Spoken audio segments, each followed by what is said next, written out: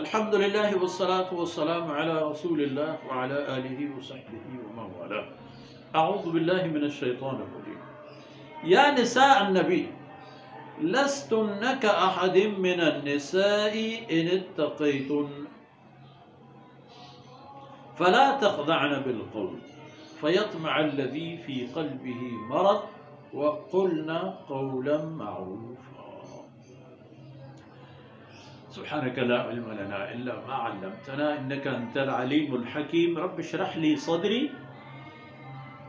ويسر لي أمري واحلل عقدة من لساني يفقهوا قولي واجعل لي وزيرا من أهلي رب زدني علما وارزقني فهما ثم أما بعد. سبحان اللہ. پیغمبر صلی اللہ علیہ وسلم کی زوجات محترمات ان کو باقاعدہ خطاب فرمایا جا رہا ہے. لستن کأحد من النساء، تم لوگ عام عورتوں کی طرح نہیں ہو. اور عام عورتوں میں بھی شان، عام عورتوں میں بھی فضیلت، عظمت، ان میں تم لوگوں کی فضائل اور عظمت اور بھی بڑی ہے.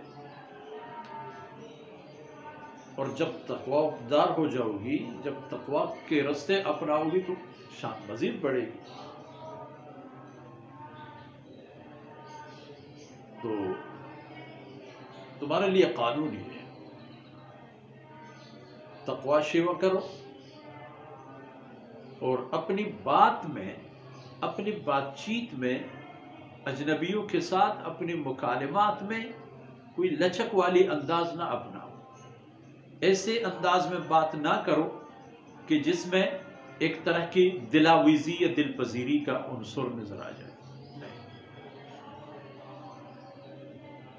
وہ کیوں کہ پاکیزگی تو تم لوگوں میں ہے، لیکن فیطمع الذی فی قلبہ مرض، جن کے دلوں میں بیماری ہے ان کے دلوں میں وہی بیماری سرایت کر جائے گا اور وہ گناہ میں مبتلا ہو جائے گا. ان کی نیتوں میں فطور آ جائے گا جس کے ذریعے سے وہ دنیا اور آخرت میں ذلیل ہو جائیں گے. پیغمبر صلی اللہ علیہ وسلم کو آپ دیکھتے ہیں، آگے چل کر یہ بات بھی آئے گی کہ رسول اللہ صلی اللہ علیہ وسلم کی گھر والیاں امت کی مائیں ہیں. اپنی ماں کے لیے انسان کی کیا جذبات ہونی چاہیے؟ امہات المؤمنین کے بارے میں اس کا یہی جذبہ.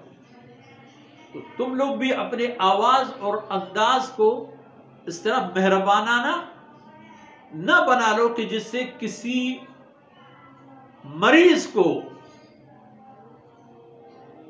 کسی مریض کے مرض کو